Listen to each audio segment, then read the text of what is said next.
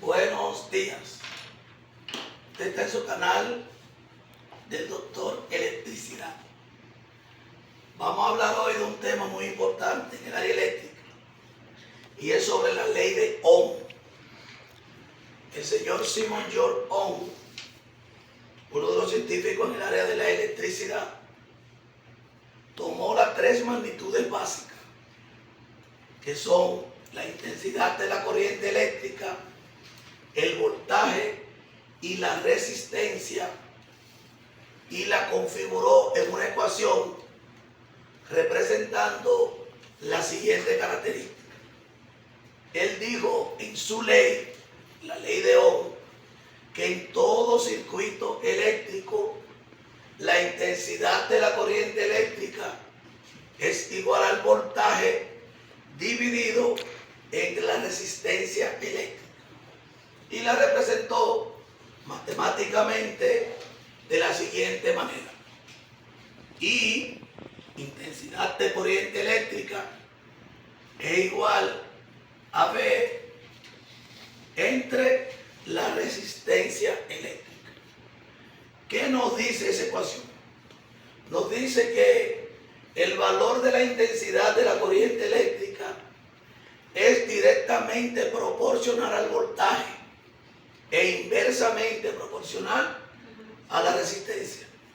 ¿Qué significa eso? Que si el voltaje aumenta, la intensidad de la corriente en el circuito eléctrico también va a aumentar. Si la resistencia aumenta, entonces todo lo contrario, la intensidad de la corriente va a disminuir. ¿Por qué?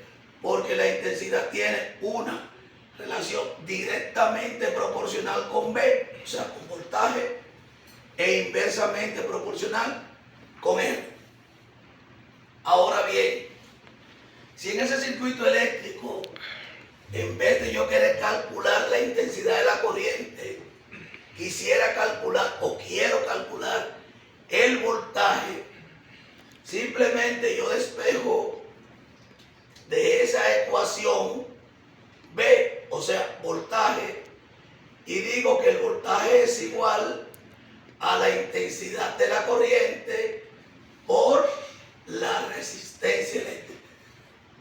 Y esa ecuación lo que me representa es, o lo que me expresa, es que el voltaje es directamente proporcional al producto de la corriente y la resistencia eléctrica.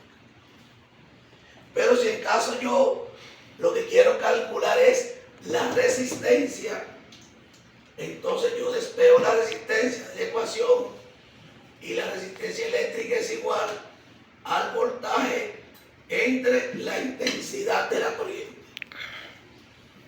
¿Para qué yo puedo utilizar esa ecuación? Sencillo. Si yo conozco que un dispositivo eléctrico, por ejemplo, como una plancha o un calentador de agua eléctrico, si yo conozco el valor del voltaje al que funciona dicho dispositivo y sé el valor de su resistencia interna, yo puedo calcular cuál es la corriente que va a fluir a través de ese dispositivo. Si en cambio yo conozco la intensidad de la corriente que consume el dispositivo y el valor de su resistencia, y yo necesito calcular el voltaje, entonces aplico esta ecuación, I por R. Y si yo conozco V, o sea, el voltaje y la intensidad de la corriente, y quiero calcular la resistencia eléctrica, pues entonces utilizo la ecuación número 3. Pero, como hay personas que se les dificulta el despejar una ecuación, entonces yo le voy a dar un método fácil de cómo yo poder calcular los tres parámetros sin tener que despejar. Entonces alguien se inventó el famoso triangulito. Dibujaron un triangulito y lo dividieron en tres partes. Y pusieron V en la parte superior del triángulo, R e I.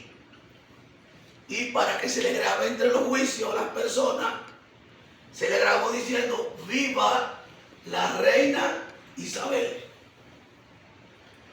¿Qué nos facilita eso? Si yo quiero calcular el voltaje, simplemente en el triangulito, yo tapo la B o la V y me queda entonces R por I. Y eso es lo que me dice aquí, que el voltaje es I por R, que es lo mismo que R por I, porque el orden de los factores no está en el producto. Si yo quiero calcular AR, R me queda V sobre I. Y justamente R es igual a V entre I.